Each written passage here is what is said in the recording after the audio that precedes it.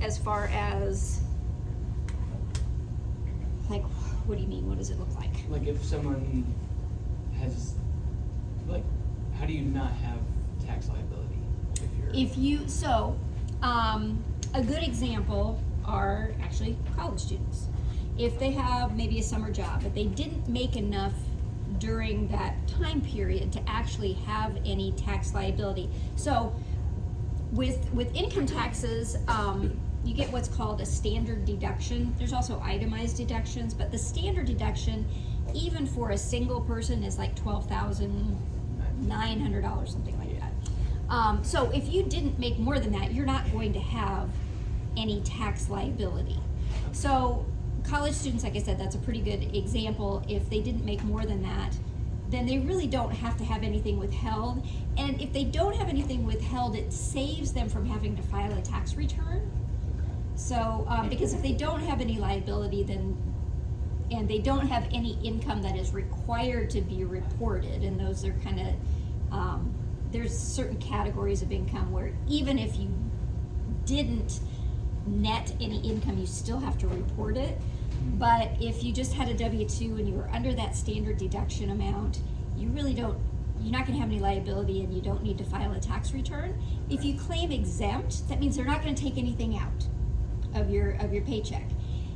If you don't claim exempt and they do take money out of your paycheck, if you want to get that money back, because you have no liability but they're withholding, then you will have to file a tax return in order to do that. So it saves individuals the trouble of having to file that tax return. Now, most people have to file tax returns. Even a lot of college students still will have to file a tax return, depending upon their dependency status with their parents and all of that. But yeah, so those individuals who really just don't make enough to.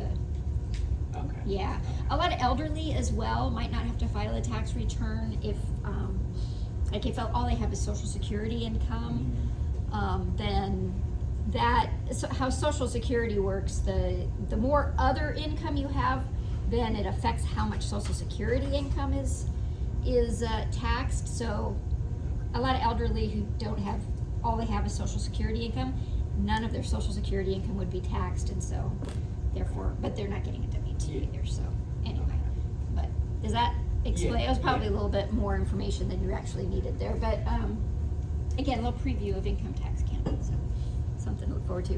Other questions? No? Okay, great question.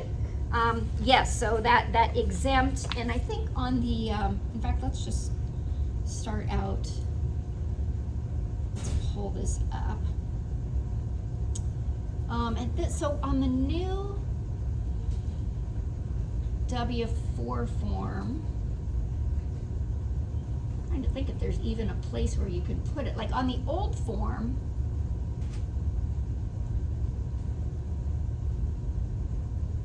okay, see page 2 for more information on each step. Who can claim exemption from withholding?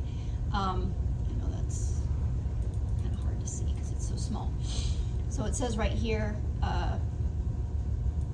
more information on each step. Who can claim exemption from withholding? So if we go to page 2, exemption from withholding, you may claim exemption if you meet both of the following conditions. You had no federal income tax liability so last year you had no liability, and you don't expect to have any liability this year. And that not having any liability would include if you didn't file a tax return, so you didn't have any liability the year before.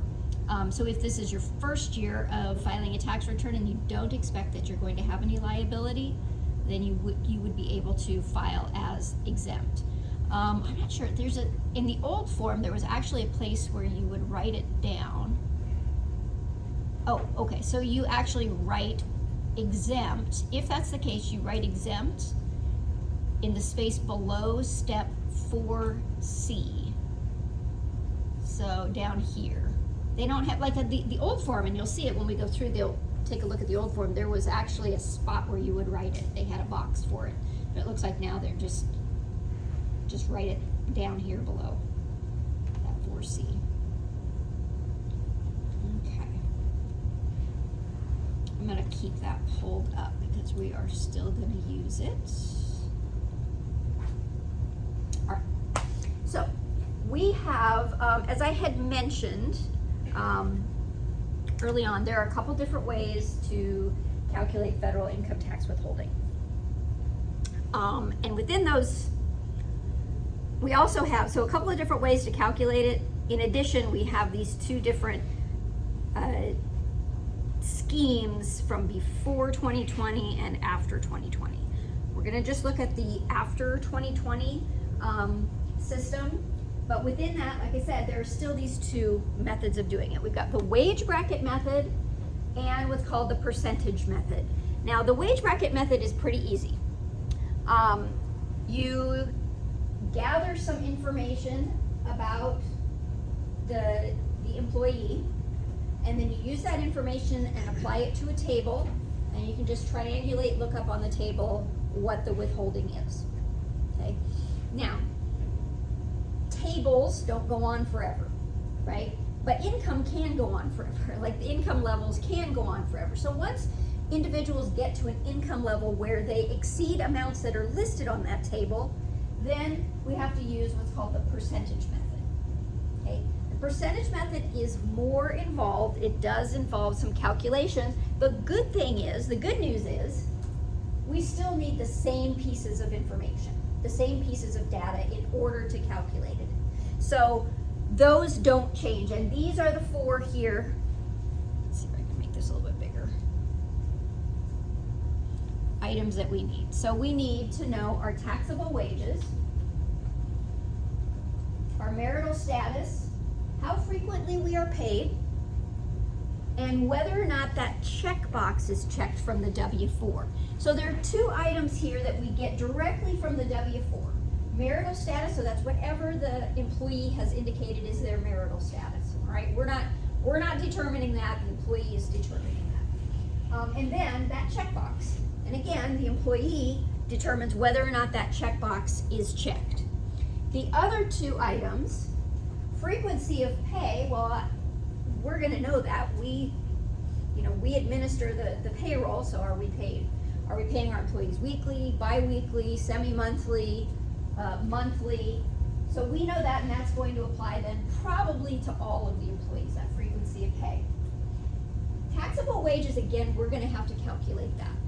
And we started to go through that, I started to explain that on Tuesday, how taxable wages are gonna be the amount after any fringe benefits, taxable fringe benefits are added, and after any pre-tax deductions are subtracted, okay?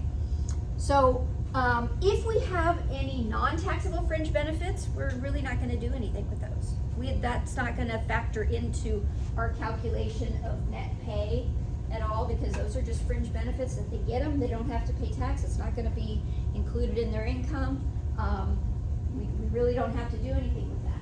If, however, we have any post-tax deductions, and you'll see this when we calculate our net income after all of the taxes have been calculated, any post-tax deductions, we're not going to include them in our calculation of taxable wages, but we are going to include them, actually we're going to subtract them, but include them in the calculation of net income. So they are going to come into play at some point before we determine what that net income is, what that paycheck is actually going to be.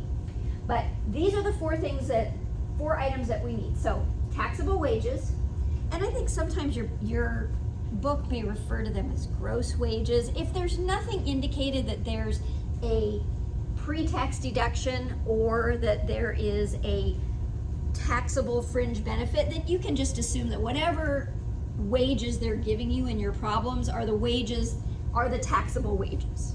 Okay? So when you're doing your homework, you can assume that unless they say otherwise. All right, so those four things. Again, these three are super simple, right? The hardest part probably in these four is calculating those taxable wages, right? So let me see here.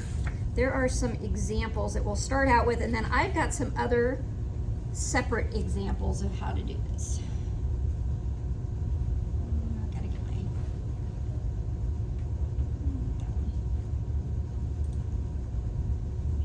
slides up. So let's while I'm waiting for that to come up. So again, taxable wages. Oh, it's a nice new book. And it, not in no particular order. I can't remember what order I put those up there, but frequency of pay.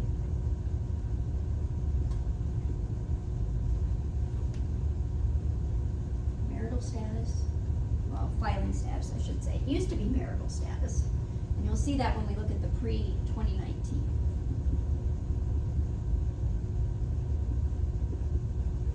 Again, that's just coming right from the W-4. And the, I can't think for a second. So frequency of pay, filing status, checkbox.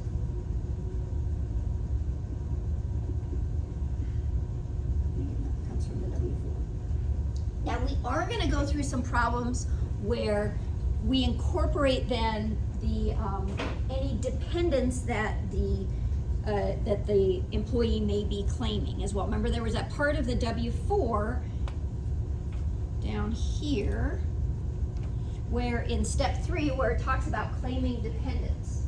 So I've got some problems that will involve individuals who are claiming dependents, and we're gonna work on incorporating that information as well. So that may be a part, if that part 3 is filled out, then that is additional information that we are gonna have to use to calculate that net paycheck and the total amount of withholding.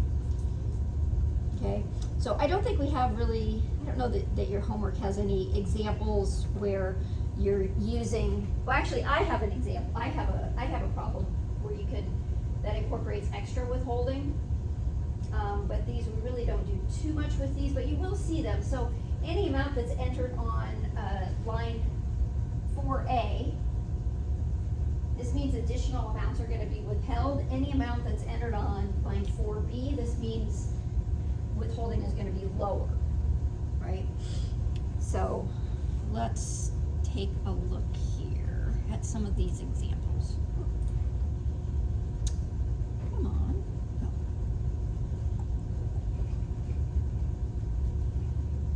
I don't know where it went. I'll do it again.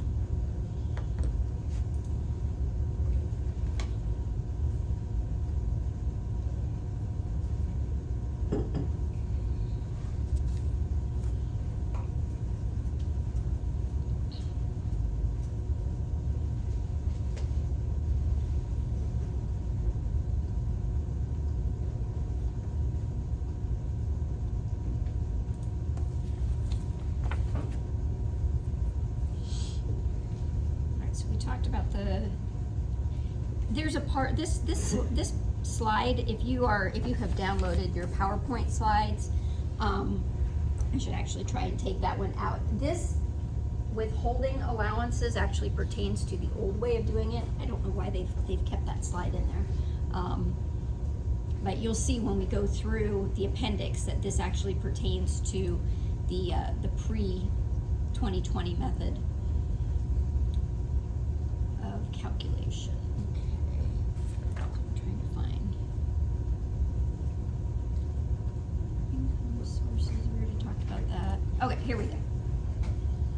So, as I had mentioned, we've got these two methods. The wage bracket method, which is the easiest, we're just looking at a table, and then the percentage method. That percentage method, we're only going to use it for individuals who are at a higher level of compensation. There are some other methods, but they're not used very frequently, so we really don't go through them. But I mentioned that what we need, filing status, frequency of pay, see they're using the word gross pay here, I would say taxable pay, and additional information from Form W-4 in steps 2 through 4. For the most part, that's the checkbox. But again, we may need some information if we've got dependents. All right, let me pull up, and I should have included one thing that you're going to want to have.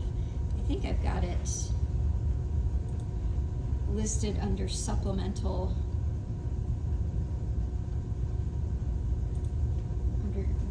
Here we go.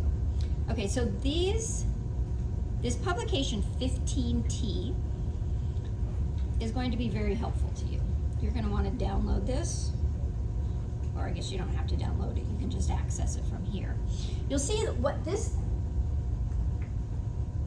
publication is, and it's for each year, so we're going to use the one for 2022. So if you go online and you search for it, be careful, because what's automatically going to come up is the 2023 version. These numbers change every year. Sometimes they change in the middle of the year as well, when we have some tax law or something that has happened. But for our purposes, for 2022, we didn't have any mid-year changes, so we just have 2022. But like I said, be careful if you're downloading it, going out and searching for it yourself. Make sure you enter in that you want the 2022 publication, not 2023. Again, that's just for your homework problems. Right now, employers are using 2023. Okay? So you'll see on here, in this publication, we've got the different methods of calculation, but we've got several different chapters. So we've got, you see the wage bracket method here. We've got the wage bracket method for 2020 or later. And then we've got the wage bracket method for 2019 or earlier. So for right now, this is the one that we want to use. You may have some homework problems, if I recall, that will tell you specifically that they want you to use either the tables for a manual payroll system or the tables for an automated payroll system. Be careful with the wording. Make sure you use the correct one. So if it says for the automated payroll system, you're going to want to use the tables up here. But that's only for only for percentage method. So we've got our wage bracket method tables, one for 2020 or later, one for 2019 or earlier. And then we've got percentage method tables for 2020 or later and for 2019 or earlier. So for our purposes right now, with looking at 2020 or later, we're going to be looking at these tables here, wage bracket method for 2020 or later, percentage method tables for 2020 or later. So pages 11 and 55 are what we really want to focus on right now. All right, so let's take a look. I'll give you a little tour of what these look like. There is a worksheet that can help you out if you get stuck. Okay, if you forget the steps that we go through here, use this worksheet to help you. But the thing about the worksheet is you've got to read every line. Okay?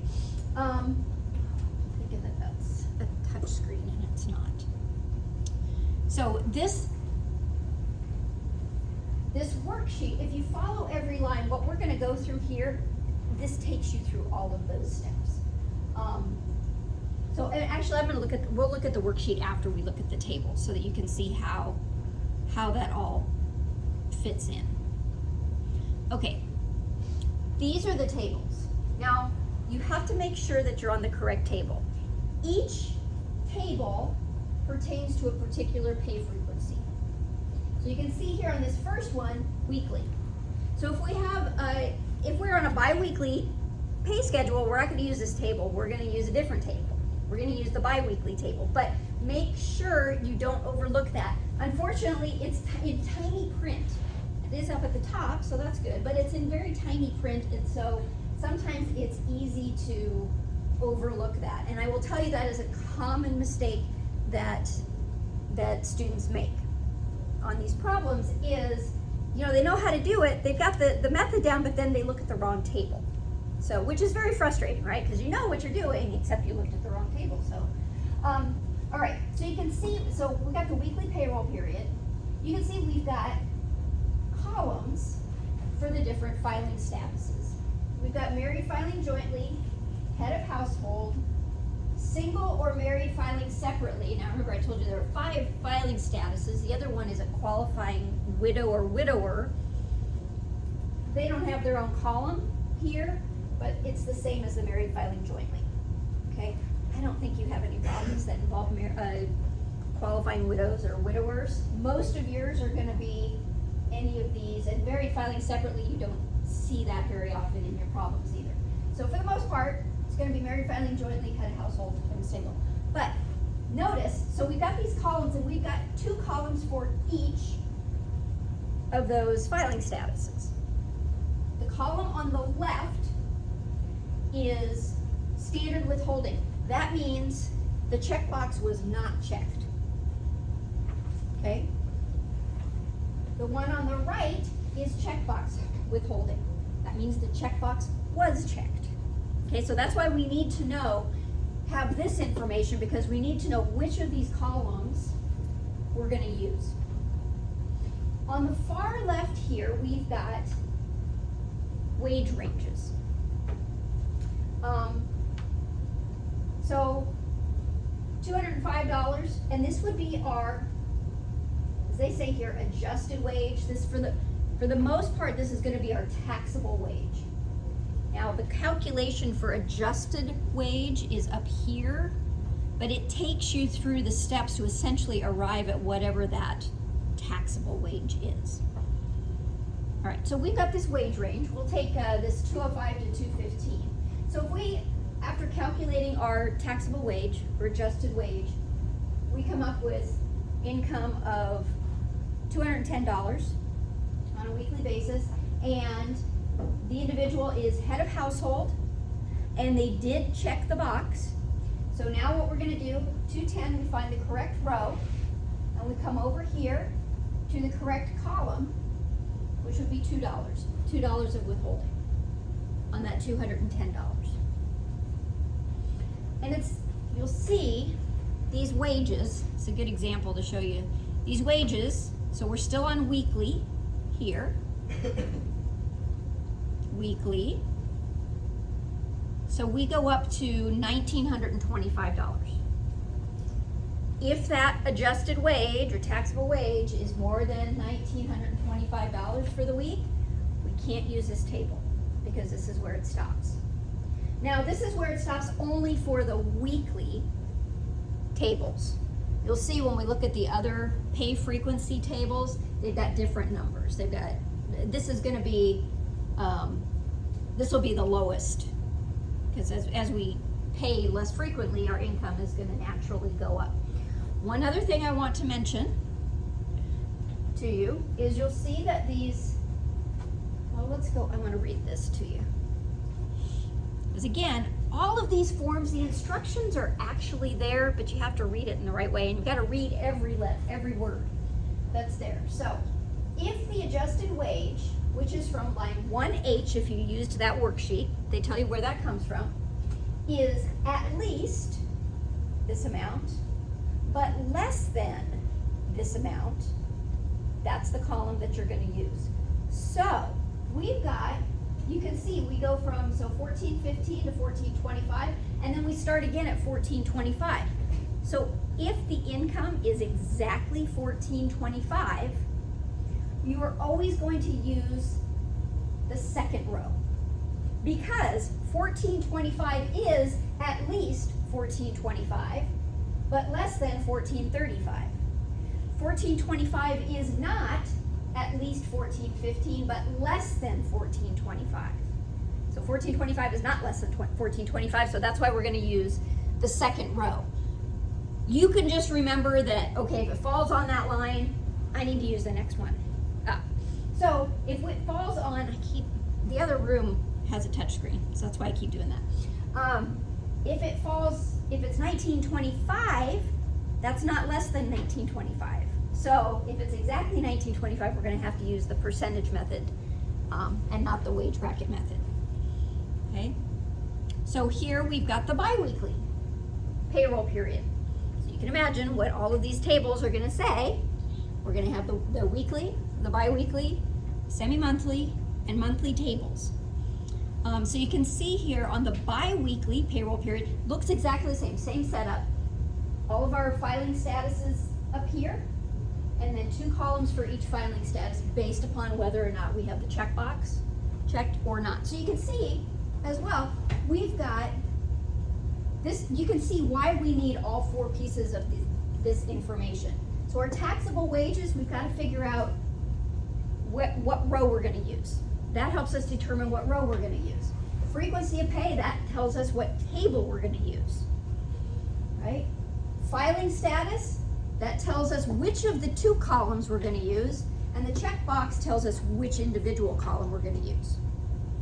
Okay, so that's why we need those 4 pieces of information. So the biweekly, I'll show you here, goes up to $38.20. $38.20 would be our highest wage. So let's do a little experiment here. I'll put this up. I'm just gonna, let's say we've got, scroll up a little bit, someone who has taxable wages of $28.78. This is biweekly. They are married, filing jointly, and they did not check the checkbox. Can you find, using that information, or if you can see it up there, or if you want to pull it up yourself, how much we would withhold for that individual?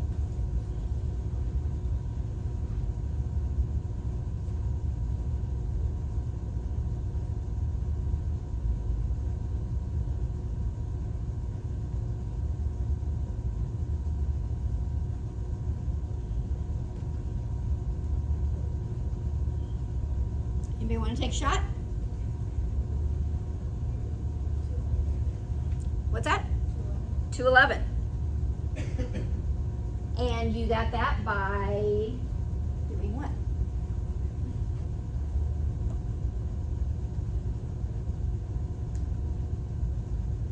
How'd you get that? Okay, so 2878 is between 2870 and 2895. So we've got our row chosen there. Married filing jointly, so we know it's going to be one of these 2 columns. They did not check the checkbox, which means we're going to use the standard withholding column of those 2, so it's $211. Let's do another one. Let's say, and I'll keep it within the same.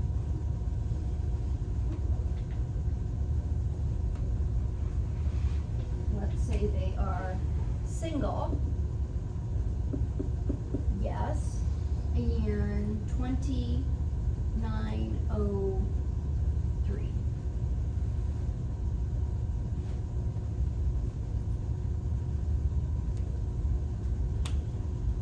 Is this big enough? How much? 519. 519. So we've got single individual here. So we've got, we know it's going to be this, and you can, I mean, I think I always kind of automatically go toward the wage range first to find the row, but if you want to find the filing status first, you can do that too. So 2903 is going to be between $28.95 and $29.20. Single or married filing separately, we're going to look at this column here, one of these 2, and because the checkbox is checked, we're going to use the column on the right. So $519. Does that make sense? So if you have all 4 pieces of this information, then you can calculate what that withholding is going to be. Let's do one more. See if you were paying attention.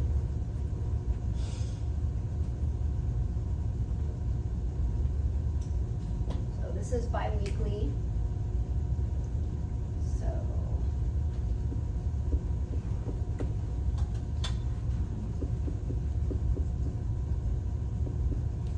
HOH, head of household.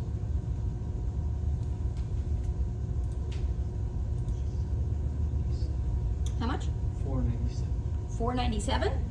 497? Does everybody agree with that? All right, so 3045, well, so 3045 is listed twice here. We're going to use this second one. Head of household, So this is the row, head of household, one of these two, so either 282 or 497. Because the checkbox was checked, it's going to be the higher amount, the 497. So remember that checkbox was if you have another job or you have a spouse that has another job and it's roughly the same amount of wages. So what it's doing is it figures that you're going to be boosted into a higher tax bracket if the other individual also has a job and is making roughly the same as you. So that's why it's higher. It's taking that into account. The fact that those two incomes are probably going to boost the taxpayers into a higher bracket. Okay, so it helps to ensure that enough is being withheld to account for that.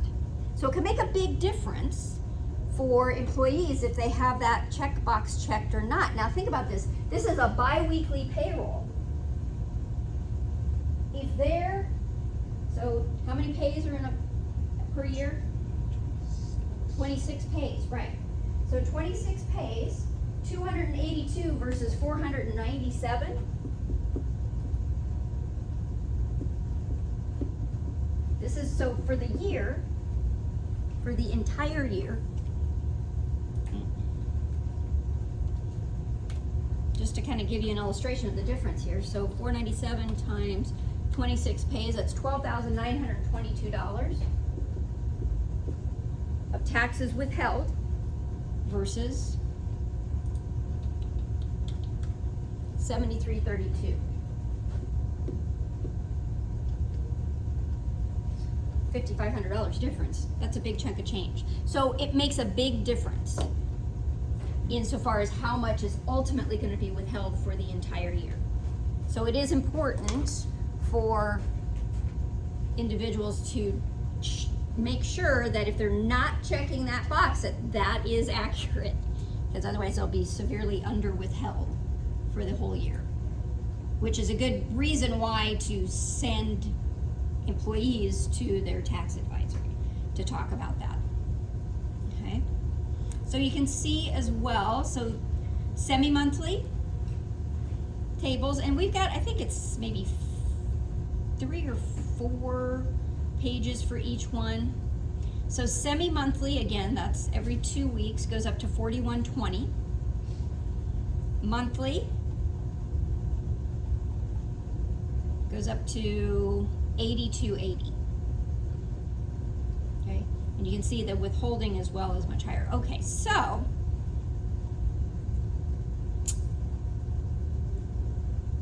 let's do a couple of, so I want you guys to pull up this form.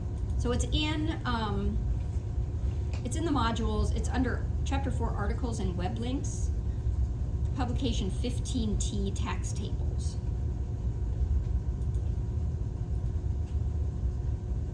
I'm going to give you some problems here to work on, just to get a little bit of practice.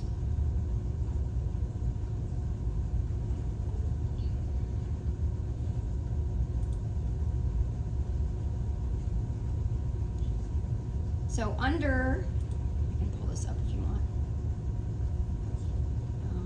I want to download it. I don't want to do that.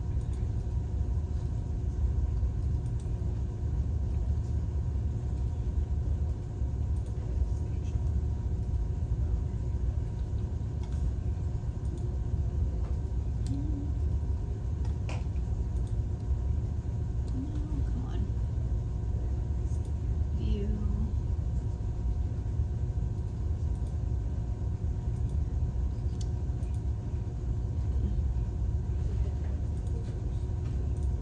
There we go. Okay, so we can actually see it. So let's look at, we've got Mary here. Mary is single. She has a weekly gross income of $900. There's no mention of any dependents or anything. Her checkbox, she did check the checkbox. So and assume that gross income is her adjusted income or taxable income. what would her federal income tax withholding be for that week?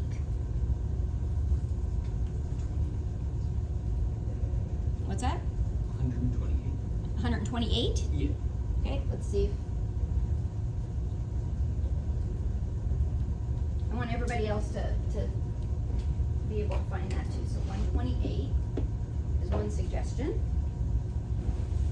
Again, so we've got 900 weekly single.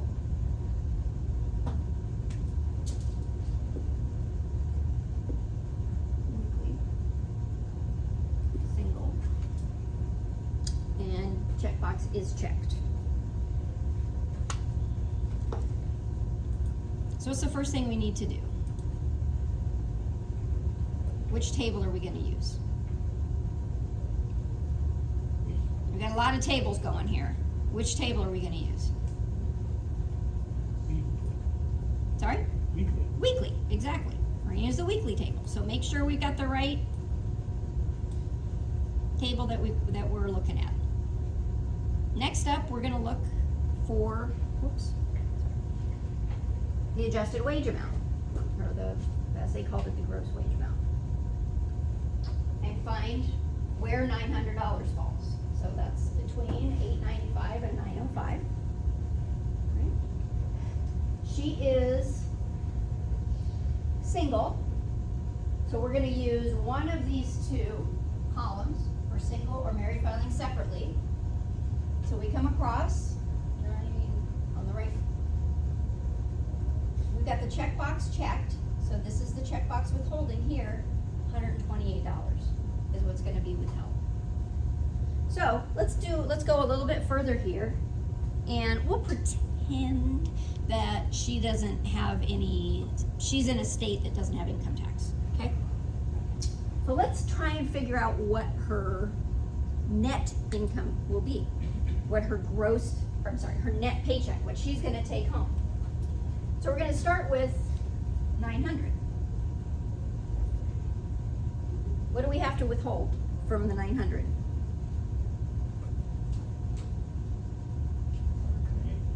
I'm sorry? 128? Well, 128 for the federal income taxes, right? Yep. Abbreviated as FIT. Well, what else do we have to withhold? FICA, right? So we've got our OASDI, which is what percent? 6.2%. And we've got our Medicare, which is what percent? 1.45%. So we got to calculate those based on the $900. All right, so take that 900, 5580.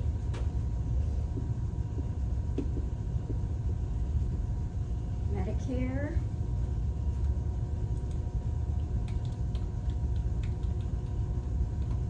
$1,305. So her net pay, how much is it? Somebody did math for me? 703. 703 15 cents. and 15. There's her paycheck. Started with 900, but what she gets is 703.15.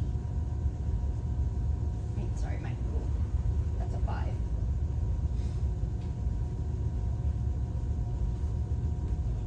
Okay.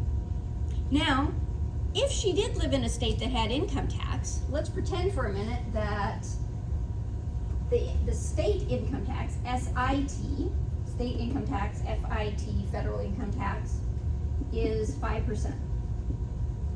Let's make that up.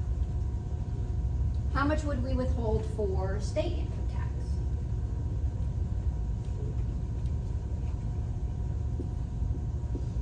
So this is 5%.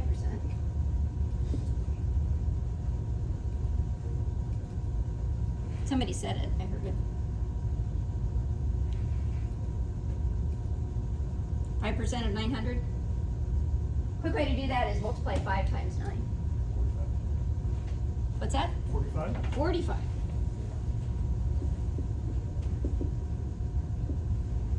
So now, our net paycheck would be, where are we at now? 703.15 minus 45.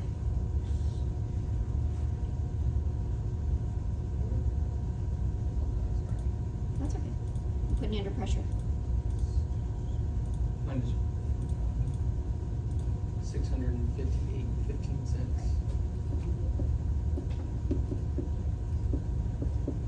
So now her nice round $900 has become $658.15 that she actually gets. Kind of sad, isn't it? All right. So the federal income tax is just a part of that equation that we need in order to determine what the net pay is. So in chapter 3, well, chapter 2 and 3, mostly chapter 3, we determined what this amount was, right? What the taxable wages were. And then I'm sorry, that was chapter 2. Chapter 3, we determined what the Social Security and Medicare taxes were based on those taxable wages. Now we're working on this part of the equation, okay? Part of the calculation. Let's do another one, shall we?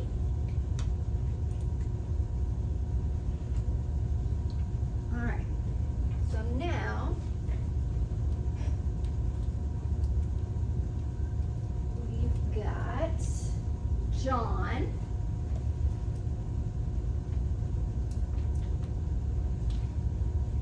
So John is married, filing jointly. So filing status MFJ. Bi-weekly.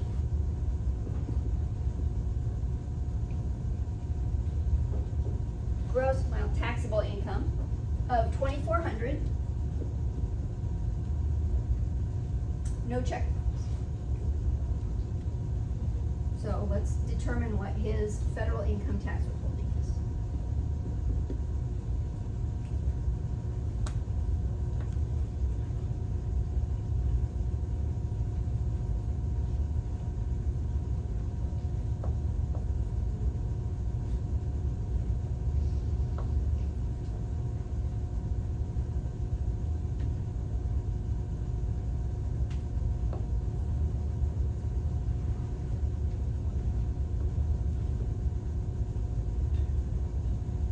Anyone?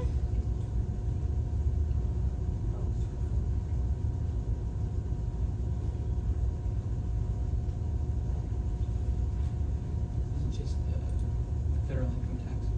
Hmm? Or the Just the federal income tax, yeah. 154? 154. So first off, let's get his, we need to look at the bi-weekly table here, right? 2,400. All right, so we've got the right table, bi-weekly. So the row that we would look for, 2,400 is between 2,395 and 2,420. So we've got the right row here. Let me go ahead and highlight all that row. Whoops, wrong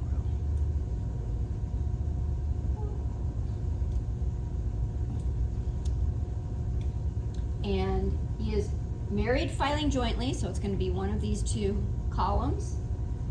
No checkbox, so we're going to use the standard withholding. So it is $154. Right.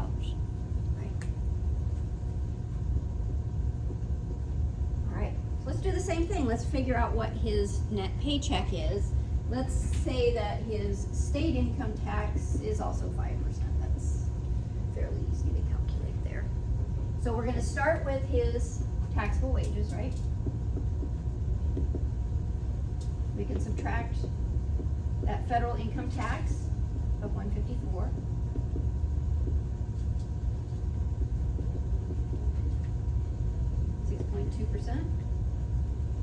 Medicare, 1.45%. That's 5.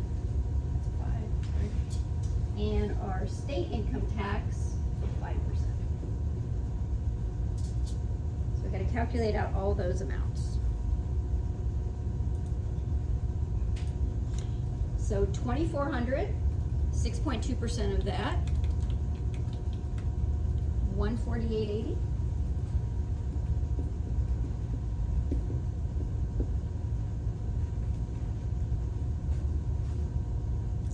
Medicare tax. Oops. 3480.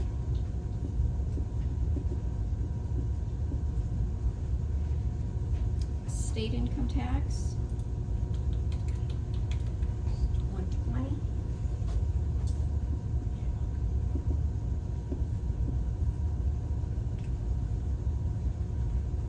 And then we'll do the math.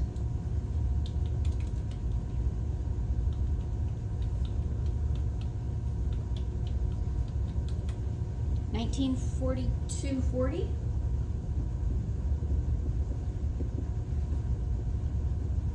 Is his net paycheck. All right.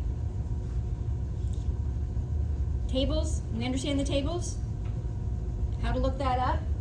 Not that hard, just have to remember those 4 factors. And of course, if our income exceeds that, then we're gonna have to learn something new. Questions? Let me look if I've got another example here that we can use the tables with. Oh, those are a little more complex. We'll get to those in a bit here after I go through some of these other items. All right, so those are the tables that we're using. Oops. Back to... Right.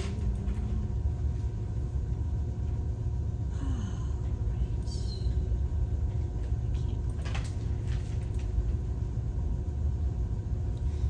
So the next one we want to look at is how do we do this percentage method? That's the wage bracket method.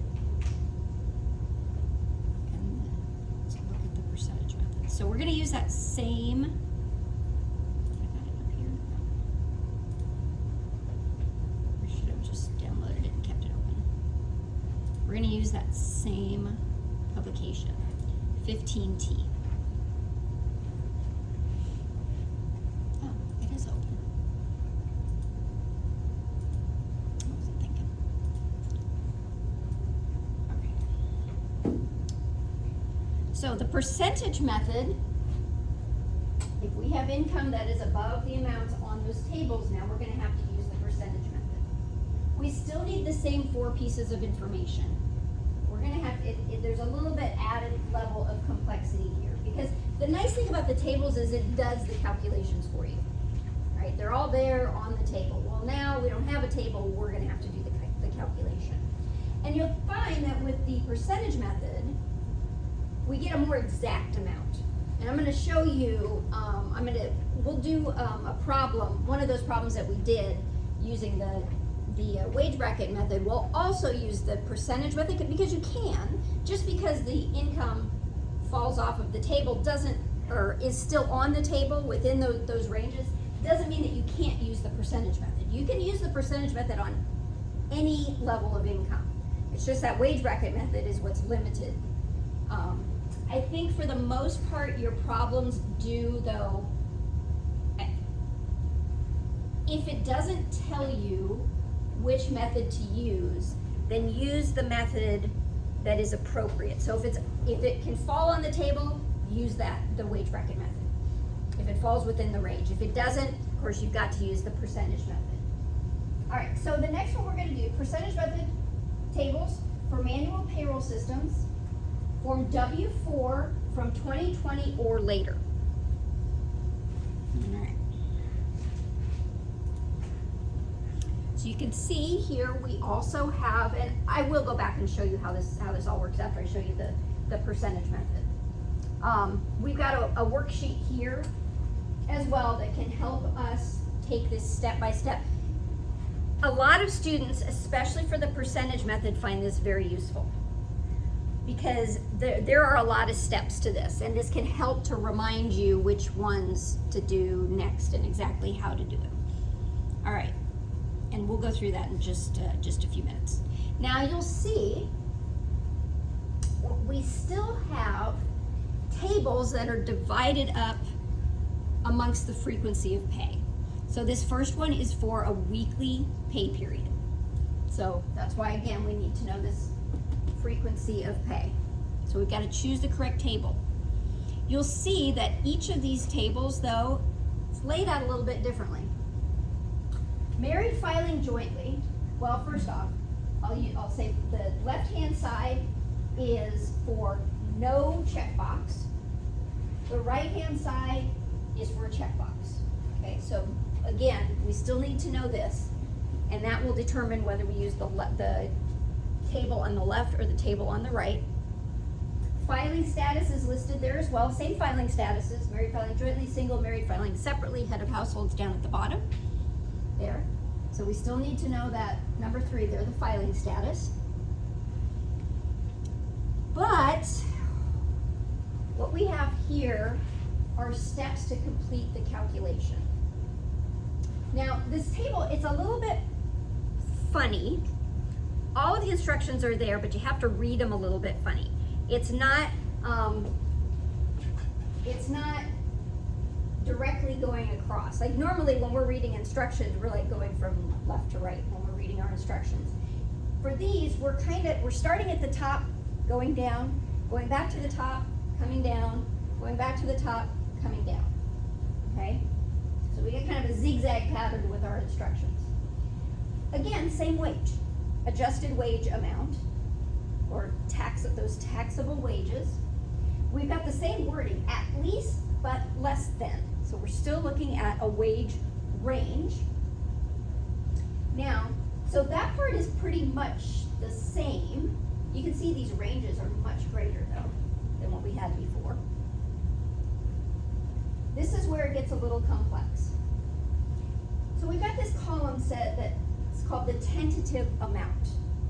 So the initial amount that needs to be withheld is this amount based on our income range.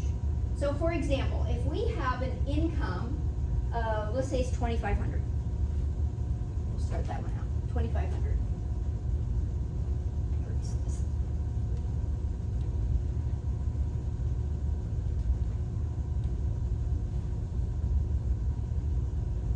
I'll call that weekly married filing jointly income.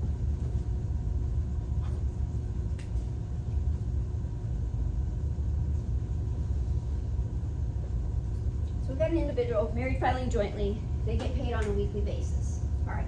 So we've got the right page here. It's a weekly payroll period. You'll see each payroll period again has its own set of tables. Next one is bi-weekly.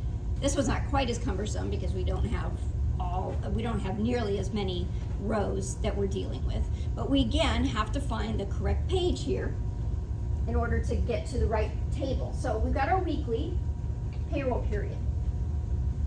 Married filing jointly, so we're going to use one of these two tables here that pertains to our filing status. No checkbox, so we're going to use this one here. So we've got it isolated to which table we're going to use. Now we apply our wage to the correct row. So 2,500 is at least 2,105, but less than 3,924. First thing you want to do when doing this calculation, take this tentative amount, if there is one, and you'll see that for the first couple of rows, there is no tentative amount. Take that first tentative amount, just write it down. Set it aside. So our tentative amount is $184.94. We're going to use that in our ultimate calculation, but right now we just want to take it out and set it aside. Tentative amount to withhold is $184.94. We're going to add more to that.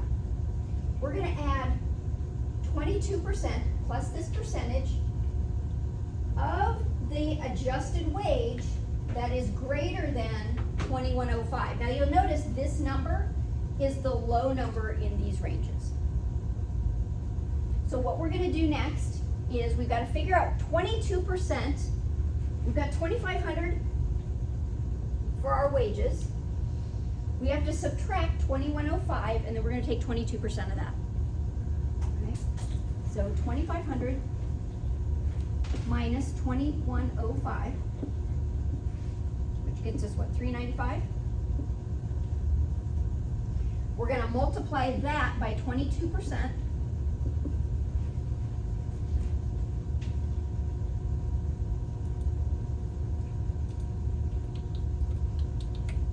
$86.90.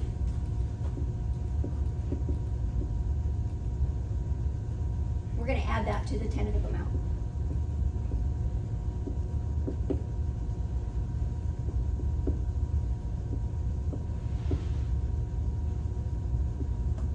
Was that 271.84? Now I'll show you something. We'll come back and do more of this, don't worry. We'll go through this a couple of times. But, well, I guess the weekly we can't. That's probably too high for using the table, or using the wage bracket method. So I'll have to do a different example. Let's do a lower amount of income. We'll go through this again here. So, but everybody sees, so we're just, take that tentative amount, set it aside. Then do the last calculation. That last calculation we're going to add to the tentative amount. Okay?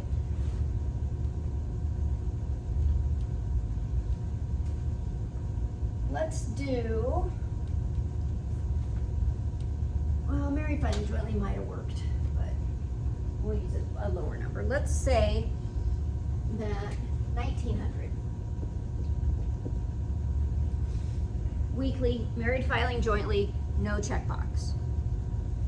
So the only difference here, we're still going to use, because we're still married filing jointly, we're still no checkbox, we're still weekly payroll period, we're going to use the same table here.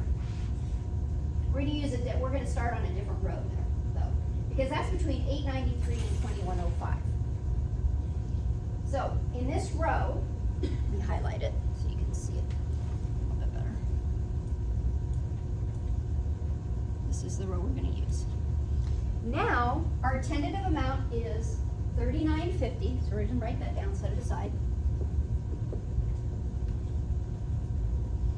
Plus 12% of the amount over $893. Remember, that's the same as this lower range. So now we're going to take our 1900 minus 893. What is this? 1007? Is that right? 1007. We're going to multiply that by not 22% this time. We're going to multiply it by 12%, because that's the amount in the row. Times 12%. So we get, how much is that? 120? 84.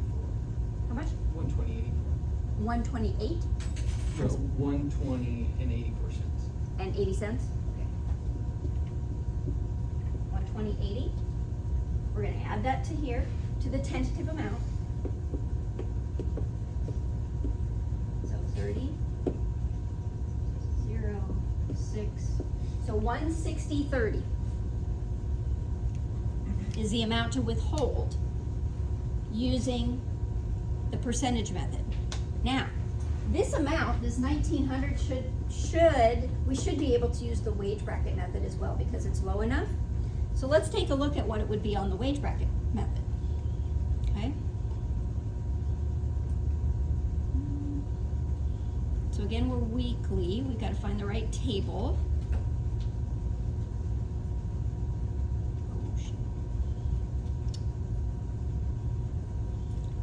All the way back up, just click to it. So weekly payroll period. Let's find the range, 1900. Okay, 1900 is between 1895 and 1905. So this is the row that we would use. So we have married filing jointly, no checkbox. So we would use married filing jointly, standard withholding. So we're going to use that first column,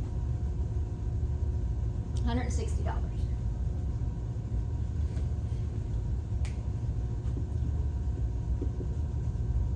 So again, this is the wage bracket. method. This was with the percentage.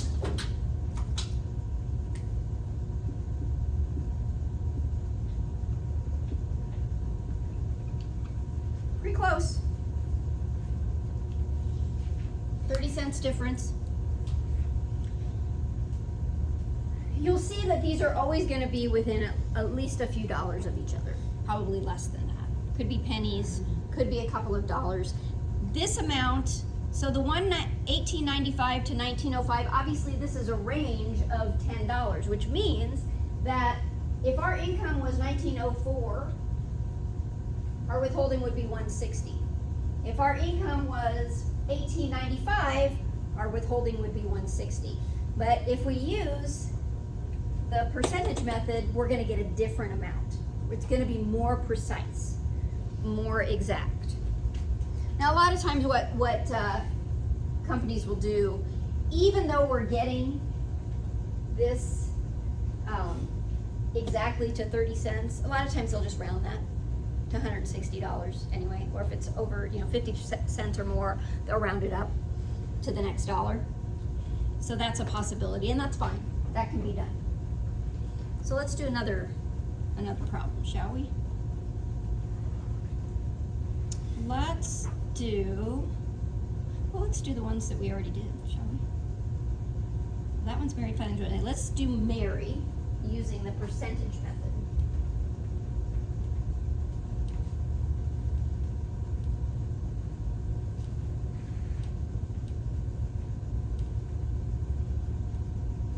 So, you guys tell me, for Mary, what do I write down here?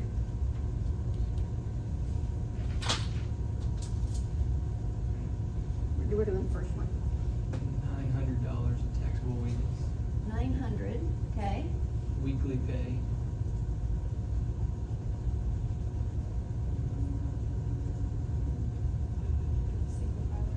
Single? And the checkboxes. Yes? Okay. Let's use the percentage method this time and calculate how much to withhold. All right, let me find.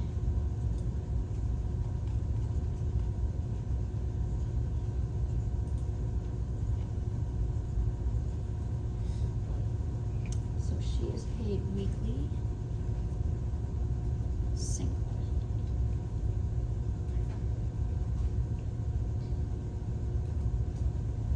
I'll give you guys a couple minutes to see if you can figure it out.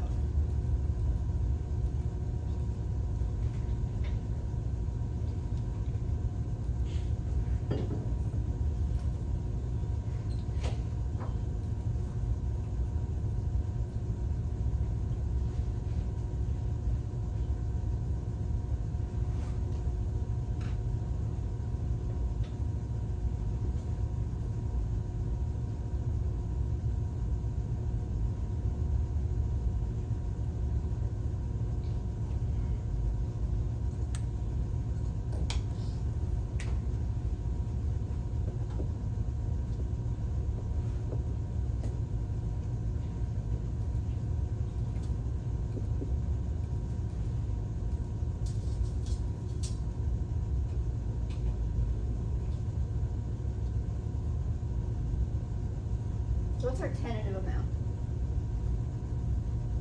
1980. What's that? 1980. Does everybody see where that came from? Yeah? Okay. So we're looking at the single. Oops, yes. Single, checkbox. Over here. So she is between $900. No, actually. Because we do have the checkbox. Right? So we need to use the tables on the right hand side for single.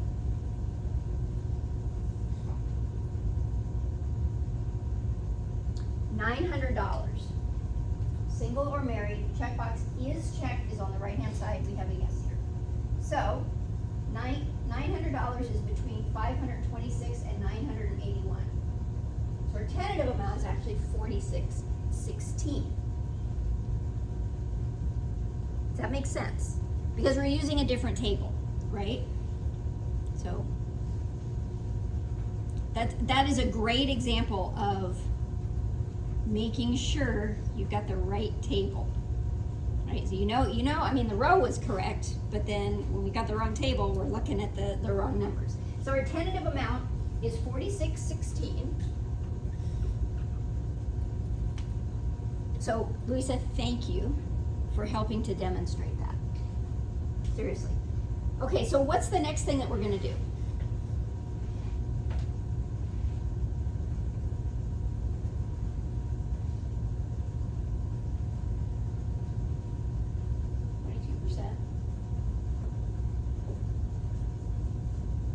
Of the amount over what? 526, right? So we need to figure out, so 900 are wages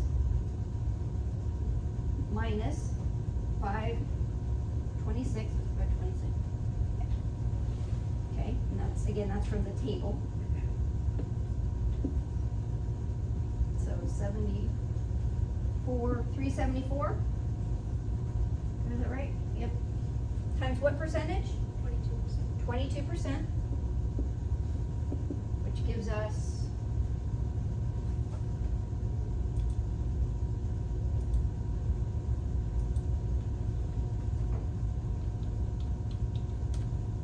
$82.28.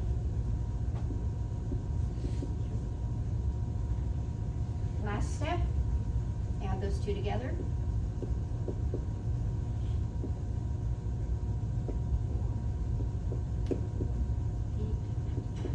128.44. Does anybody remember what we had from the table? 128.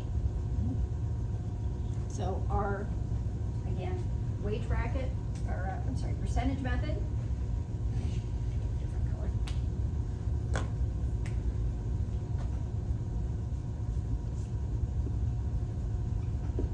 Percentage method and wage bracket method, I'll call it WB method, was 128. This can't be the right pen. Just pull this one out.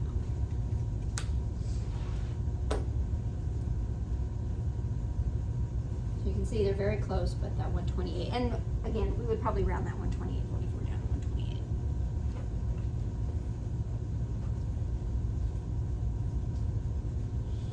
Okay. Let's play around a little bit.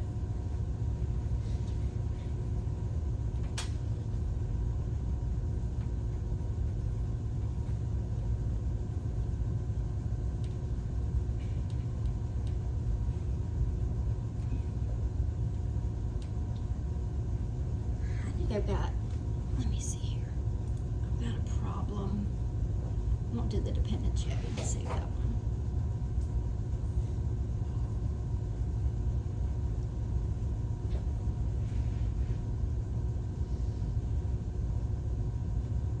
Okay, let's do Emily.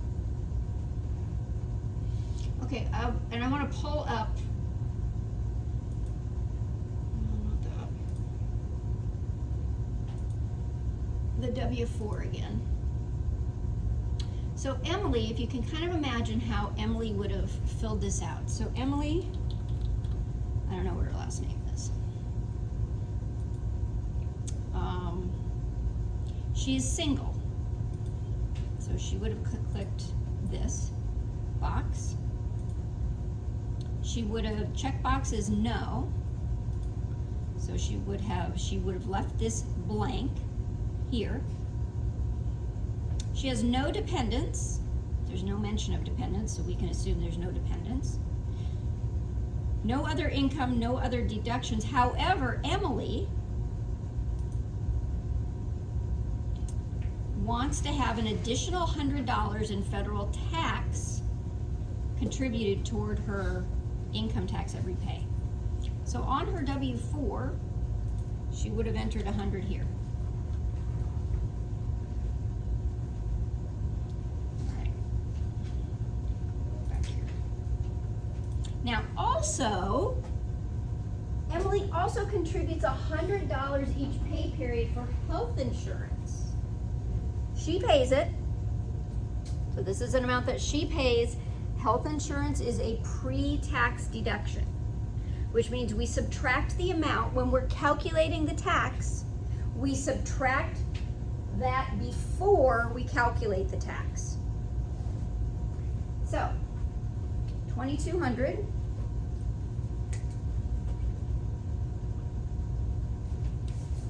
So now her taxable wages are not 2,200 though. We've got to calculate what her taxable wages are. So what are we going to do?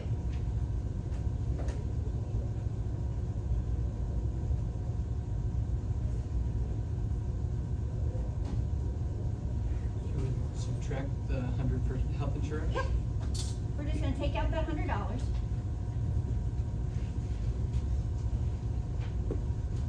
So now her taxable wages are 2,100.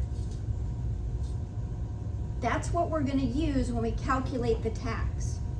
Now I'm going to go through this entire problem and get down to her net paycheck and show you where that $100 comes out, because she still has to pay it.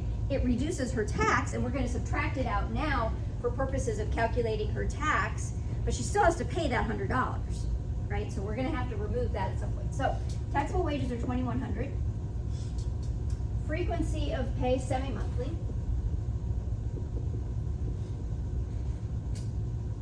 Filing status is single.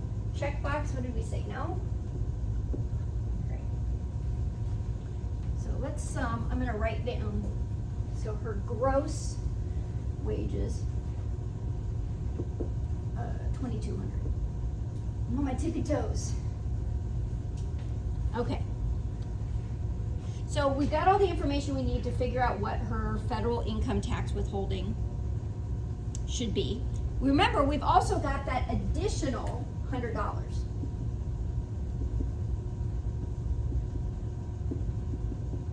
Per pay. So whatever we calculate, we're gonna have to add $100 to that. Oops. All right, so let's go back to our table. Let's see, first off, can we use the wage bracket method?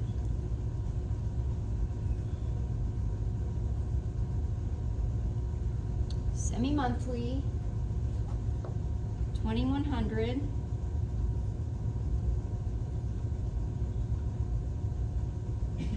We can use the wage bracket method. Right on. We don't have to use the percentage method, because it falls on the table. Now we've got 2,100 happens to fall right on the line, as you can see. 2,100, 2,100. So we're going to use the second row. Okay. Single, no checkbox. So single over here, no checkbox is on the left-hand side. 2,100. We're going to use this row. Right. How much?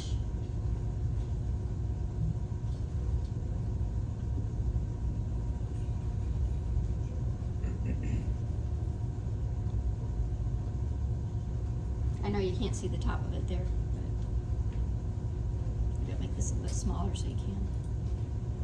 That's maybe too small. Sorry. Doesn't help at all. What's the federal income tax indicated? So she's single, so we're going to use one of these two. This is no checkbox, this is checkbox.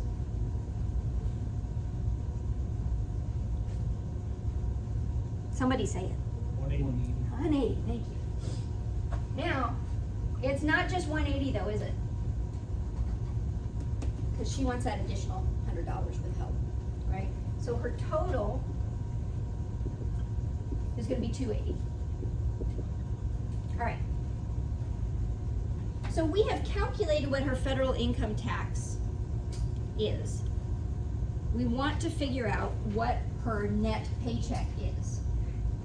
Okay, so for health insurance is pre-tax for federal income taxes. It is also pre-tax for Social Security and Medicare tax purposes, which means we subtract that 100 from the 2,200 before we calculate Social Security and Medicare tax as well.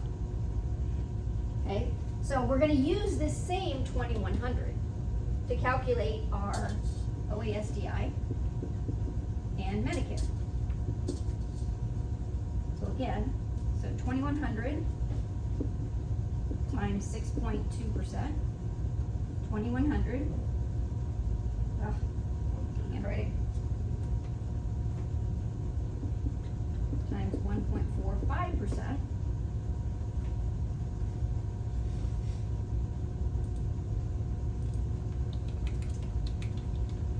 $130.20.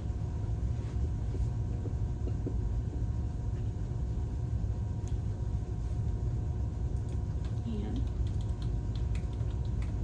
$30.45. Okay. We'll pretend again that she doesn't have any state taxes. So we've got our total federal income tax to be withheld. We've got our total Social Security tax to be withheld, our total Medicare tax to be withheld. In order to calculate her net paycheck, again, we're not going to start with the 2,100, we're going to start with the 2,200. Her total paycheck before anything's been deducted. So we're going to take her gross, 2,200. We're going to subtract these amounts of tax.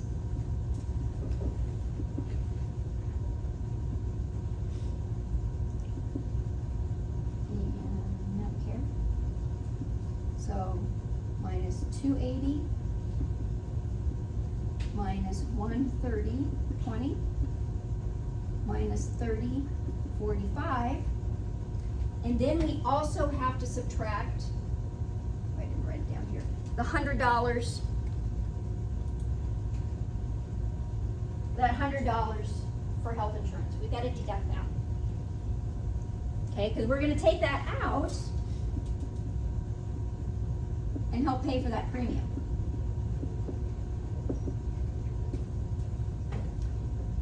We are subtracting this before we calculate the tax, but then when we're actually calculating the net paycheck, we're going to wait and subtract it down here. I don't know if I can put this down any.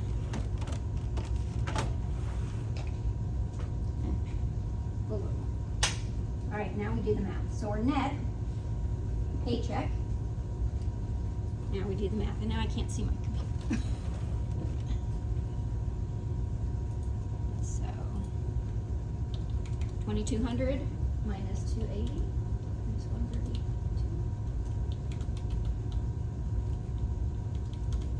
1659.35.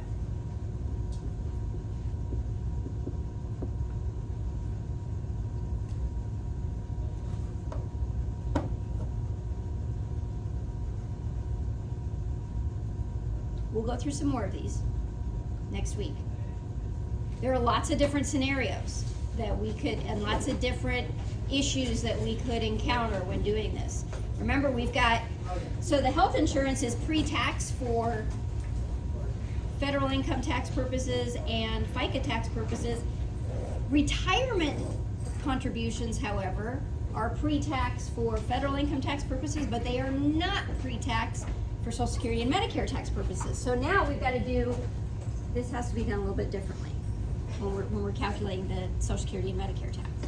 All right? All right. Head out.